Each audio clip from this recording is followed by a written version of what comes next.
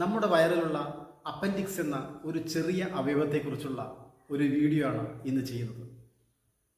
ഇത് ചെയ്യാനുള്ള കാരണം ഇന്ന് നമ്മുടെ നാട്ടിൽ ഇതുമായി ബന്ധപ്പെട്ട് ഒരു ദുരന്തം സംഭവിച്ചിരിക്കുകയാണ്. വീഡിയോ മുഴുവനായിട്ടും നിങ്ങൾ കാണുക. കണ്ടതിന് ശേഷം നിങ്ങളുടെ അഭിപ്രായം രേഖപ്പെടുത്താൻ അഭ്യർത്ഥിക്കുന്നു. ഇനി എന്താണ് അപ്പൻഡിക്സ് എന്ന് നോക്കാം. അപ്പൻഡിക്സ് എന്ന ഒരു അവയവം വെറും 4 mm മാത്രമുള്ള ഒരു അവയവമാണ്. നമ്മുടെ വൻകുടലിൻ്റെ വലതുഭാഗത്തായി സ്ഥിതി ചെയ്യുന്ന മണ്ണിരയുടെ ആകൃതിയിലുള്ള ഈ അവയവം പ്രത്യേകിച്ച് ഒരു ഗുണവുമില്ലാത്ത ഒരു അവയവമാണ്. ഈ അവയവത്തിൽ വേസ്റ്റുകൾ വന്ന് നിറയുമ്പോൾ അത് വീർക്കുന്നു. അങ്ങനെ 10 mm മുകളിലേക്ക് അതിൻ്റെ വലിപ്പം കൂടുന്നു. അങ്ങനെ ഇത് പൊട്ടിപ്പോയാൽ മരണം വരെ സംഭവിക്കുന്നു. ഈ രോഗം നിർണ്ണയിക്കാനുള്ള ചികിത്സ എന്ന് പറയുന്നത്, ടെസ്റ്റ് എന്ന് പറയുന്നത് രക്തപരിശോധനയാണ്. രക്തപരിശോധനയിൽ വെളുത്ത രക്താണുക്കളുടെ അളവ് 10,000-ൽ കൂടുതലാണെങ്കിൽ തീർച്ചയായിട്ടും സർജറി അല്ലാതെ വേറെ ഒരു പരിഹാരവുമില്ല.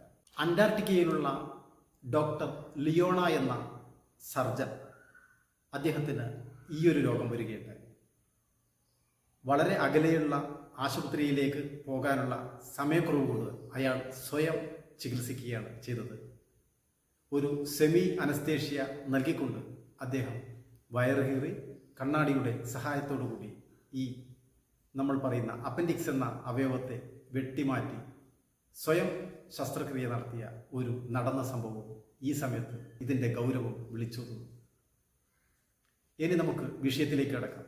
കണ്ണൂർ ജില്ലയിലെ മയിൽ പഞ്ചായത്തിനടുത്തുള്ള കൊയ്യം എന്ന ഗ്രാമത്തിലാണ് സംഭവം ഉണ്ടായത്. 11 വയസ്സുള്ള ഒരു പെൺകുട്ടിക്ക് ഇക്കഴിഞ്ഞ പെസവ വ്യാഴാഴ്ച, കൃത്യമായി പറഞ്ഞാൽ മാർച്ച് 28-ന് വൈകുന്നേരം അസഹനീയമായ വയറുവേദന വരുന്നു. അങ്ങനെ മയിൽ ഹെൽത്ത് സെൻ്ററിൽ പോകുന്നു. അവിടെയുള്ള ഡോക്ടർ ഒരു പ്രാഥമിക ടെസ്റ്റ് മാത്രം നടത്തി വേദനക്കുള്ള മരുന്ന് കൊടുക്കും. വീണ്ടും തിരിച്ച് വീട്ടിലേക്ക് വരുന്നു. വേദന മാറുന്നില്ല. രാത്രിയായപ്പോൾ അവർ സഹകരണ ആശുപത്രി തളിപ്പറമ്പിലേക്ക് പോകുന്നു. അവിടെ വെച്ച് കാഷ്വാലിറ്റിയിലുള്ള ഡോക്ടർ വേദന സംഹാരി വീണ്ടും നൽകുന്നു. വീണ്ടും തിരിച്ച് വീട്ടിലേക്ക് വരുന്നു. കുട്ടിയുടെ വേദനയ്ക്ക് യാതൊരു കുറവുമില്ല. അങ്ങനെ കാലത്ത് വീണ്ടും അവർ സഹകരണ ആശുപത്രിയിലേക്ക് പോകും. അവിടെ വെച്ചുള്ള പുതിയ ഡോക്ടർ, ഡ്യൂട്ടി ഡോക്ടർ ആയിരുന്നില്ല, പുതിയൊരു ഡോക്ടർ രക്തം പരിശോധിച്ചപ്പോൾ വെളുത്ത രക്താണുക്കളുടെ അളവ് 20,000-ൽ കൂടുതലാണ്. 10,000-ൽ കൂടുതലായാൽ തന്നെ അവസ്ഥ വളരെ പരിതാപകരമാണ്. അങ്ങനെ പരിയാരം മെഡിക്കൽ കോളേജിലേക്ക് റെഫർ ചെയ്യുന്നു. അവിടെ CT സ്കാൻ എടുക്കുന്നു. രോഗം സ്ഥിരീകരിക്കുന്നു. അന്ന് വൈകുന്നേരം ഓപ്പറേഷൻ നടത്തുന്നു. പിന്നീട് കുട്ടിക്ക് പനി വിട്ടുമാറുന്നില്ല. കാരണം ഈ അപ്പൻഡിക്സ് എന്ന അവയവം പഴുത്ത് പൊട്ടിയിരുന്നു. പഴുത്ത് പൊട്ടിയാൽ മരണകാരണം എന്ന് ഞാൻ നേരത്തെ പറഞ്ഞു. അങ്ങനെ കുട്ടി ഞായറാഴ്ച രാത്രി നമ്മോട് വീട് പറയും. പാശ്ചാത്യ രാജ്യങ്ങളിൽ MBBS പാസ്സായ ഒരു വിദ്യാർത്ഥിയെ ഡോക്ടേഴ്സിൻ്റെ അസിസ്റ്റൻ്റായി ഒരു കമൗണ്ടറായി പരിഗണിക്കുന്നത്.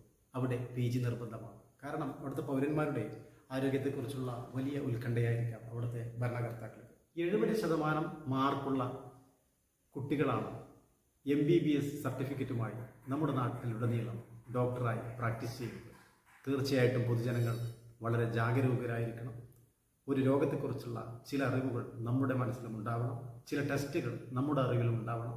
ഇന്നതല്ലേ എന്ന് ചോദിച്ച് നിർബന്ധം പിടിച്ച് ഒരു ടെസ്റ്റ് നടത്തേണ്ട സ്ഥിതിവിശേഷമാണ് ഉള്ളത്.